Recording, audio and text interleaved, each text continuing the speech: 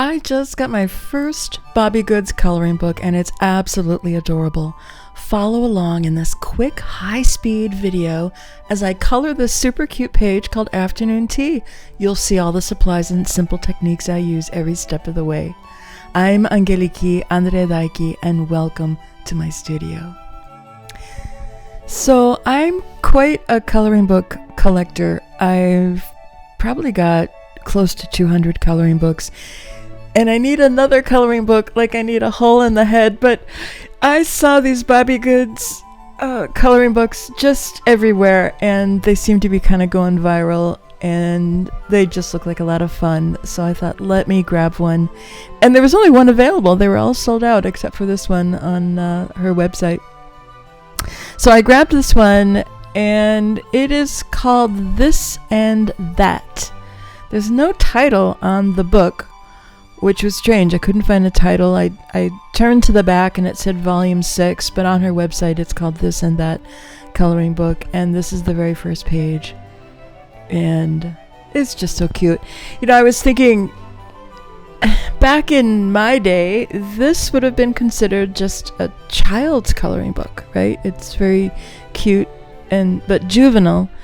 But these days, there really is a movement amongst adults to color this type of just super cute, adorable, kind of juvenile coloring style. And I mean, it's just so much fun. They're just so dang cute.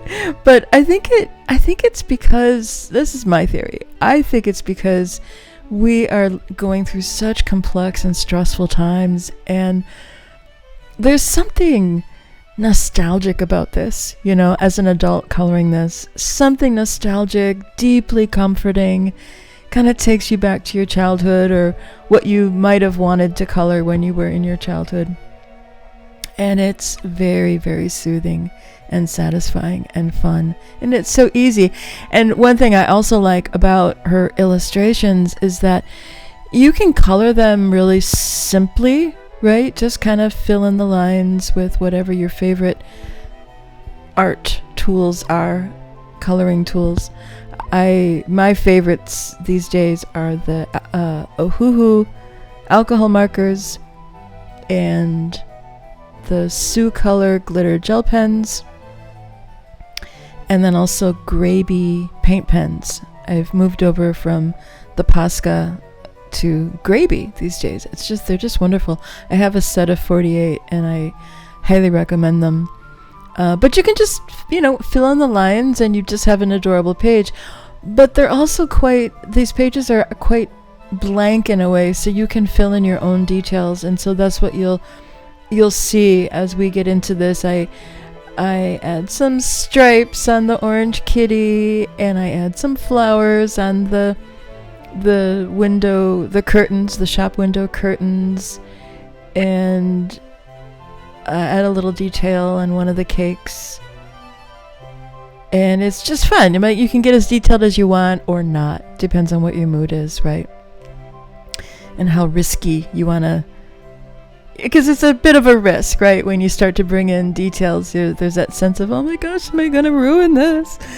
But I didn't get too wild and crazy here. I used some, you can see there, I'm using copper Soucolor glitter gel pen to put the stripes, and then I used a fuchsia Soucolor glitter gel pen to draw in the flowers, and then I went back with a pink Grabie paint pen to fill in the petals, and somehow the camera, I didn't realize that the camera had clicked off, so it doesn't show it, but it was super easy.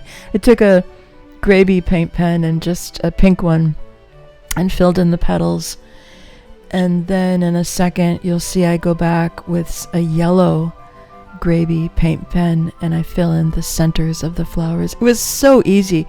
It was just like a little 5-petal squiggle, a 5-petal flower, and then just color it in, right? I mean, anybody can do that.